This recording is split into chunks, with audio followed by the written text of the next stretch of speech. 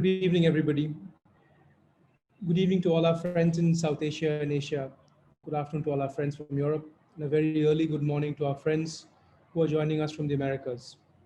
Thank you all for being with us here today under a largely altered physical condition, but hopefully bound by thought.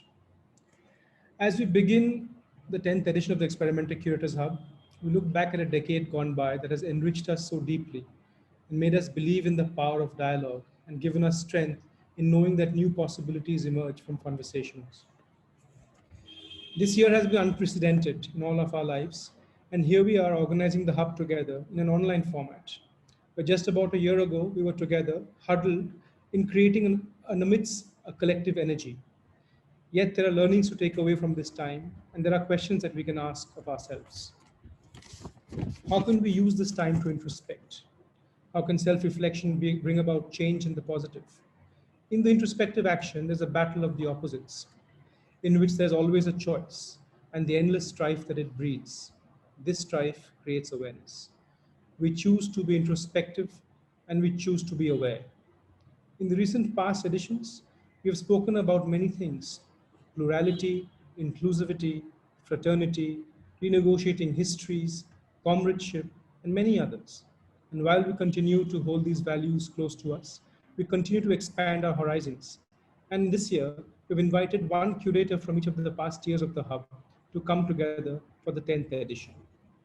This year at the Hub, we will use time as a tool not only to measure temporality or history or even the future, but as a tool of awareness and as a tool for introspection. As we are gathered here today, unbound by geography and physicality, what seems to be clear is that we can be resilient together, and resilient as we have never been before, and speak together and with each other for the next few days across time, at least. This year has also been a year of great losses. We have lost some of our most close people, our guiding lights, both personally and in our professional lives. These people have been our anchors, our thought starters, and have shown us the way forward. I dedicate this hub to them and hope that discussions such as these bring forth new directions, onwards and upwards. Thank you. I would now like to hand over the mantle to Priyanka. Hello. I would like to welcome all our participating curators and our moderator and all our guests at the Hub this year.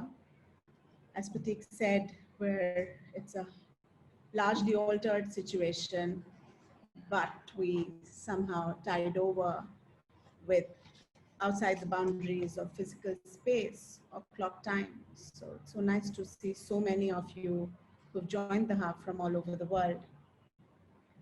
I'd like to welcome Jibesh Bakchi, Monica Narula, Shuddhaprudhu Sengupta, Naomi Beckwith, Lulia Shragi, Naman Ahuja, Reem Fadda, Adam Simche, Dorian Chong, Alessandro Vincentelli, Zasha Kola, and Gitanjali Dang. Each of you represent a year for us, a year that marks a moment in our learning, a moment in time, and we're so grateful to have you back. Our deepest gratitude to Natasha Ginwala, our co-conspirator, for moderating the Curators Hub year after year and bringing such a rich collective knowledge of the past years to every new edition. And this year, we're especially grateful because Natasha, you have held fort for us as we navigate a deep personal loss. Thank you. I would like to also extend our gratitude to our collaborators for their continued support: Australia Council for the Arts, Goethe-Institut, British Council, and Take On Art magazine. Thank you for being there for us every single year. And the 10th year is another altered way of looking at collective learning, but I think this will really enrich our partnership. Thank you to the most important pillars, our team: Shivani, Joshua, Uma, Vidhi, Aman, Aditya, Mohor, and all our extended team. Experimenter is a big family, and none of what we do at the Hub or outside, the gallery programming, would ever be possible without our joint hands. Thank you. I will hand over to Natasha after a short introduction, though she needs none. She's been back, and a lot of you who are here, and I can see you in the room, know her well, know her closely, hold her dearly like we do, but I'd still start with a short introduction. Natasha Ginwala is a curator and writer. She's associate curator at Gropius Bau, Berlin, and the artistic director of Colombo Scope, Colombo. Ginwala has curated Contour Biennale 8 and was part of the curatorial team of Documenta 14, 2017. Amongst many other fantastic projects, Ginwala was a member of the artistic team for the 8th Berlin Biennale for Contemporary Art in 2014 and co-curated the Museum of Rhythm at Taipei Biennale 2012 and at Museum Stucki 2016 to 17. Ginwala writes on contemporary art and visual culture and in various periodicals and has contributed to numerous publications. Natasha's voice is a voice that represents a lot of our thinking. It's fantastic, and we're so grateful that we have a friend in her. Natasha, over to you. Thank you very much, Prateek and Priyanka, and the entire Experimenter team. I'm going to be reading a short introduction statement for this year, positioning the Curators Hub as we usually do. And join me in welcoming as well all of the curators who are with us today. We hope that the hundreds of you who have registered have shown up on time, even though we cannot keep an eye on you in the same way as we do when you are in the physical space with us. Just a short note about please keeping the microphones and video off as attendees, but we welcome you to place your questions in the Q&A box. And this would be preferred than the Facebook comment option. So please do engage in this way. And we will have dialogues after each presentation. In the 10th year of Experimenter Curators Hub, we might begin by asking what keeps us going with the synergy of making and thinking together, even through this paradox of mass disembodiment and fragile embodiment. Why do we conceive formats for cultural ensembles, infrastructures that are not only exhibition containers, but modes of thinking, feeling with the world? The affinities of this loose and shape-shifting global community that in a condensed form has recurred throughout the Curators Hub. How might this affiliation that we carry through our practices and value systems also perform as a mode of listening from the ground where we stand, for that rumbling, tearing, and reconfiguring in this planetary home? The decision to continue onward is at times a choice, and at other times an obligation. But the question remains, what do we wish to be custodians of and for? And here I move away from the term curator temporarily. For without pausing to reflect on that elemental notion, our adaptivity as humans and makers continues to be a gift and a folly. How contagious or contained to be in relation to the world, asks Rux Media Collective. To which I add, how to navigate publicness and sociality at what Rux frames as an unfamiliar, viral, and partly unreadable time. One in which there is growing polarization through tensions of re-mythologization and aggressive aggrandization of majoritarian history, but also a rising dissensus through civic uprisings and the youngest populations inventing strategies of rebellion at a planetary scale.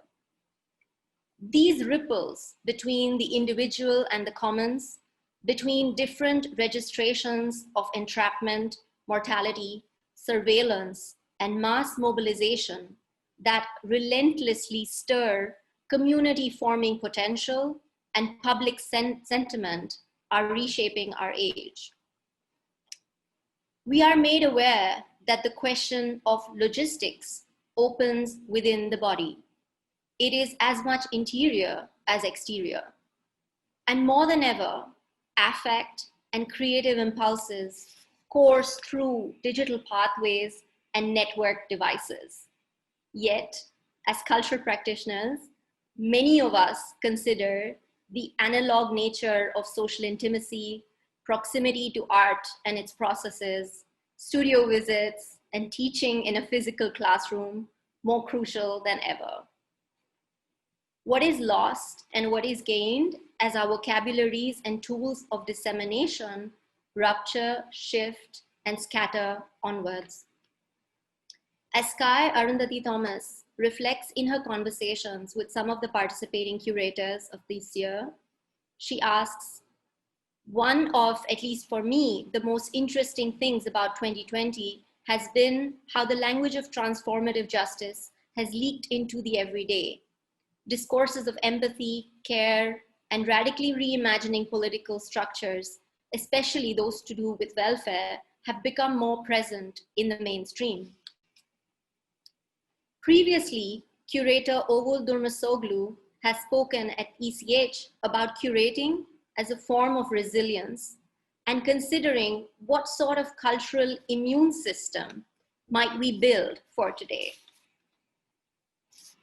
In reading Ariella Aisha Azule's Potential History, Unlearning Imperialism, there are some absorbing methodological ideas that I would like to pick up on.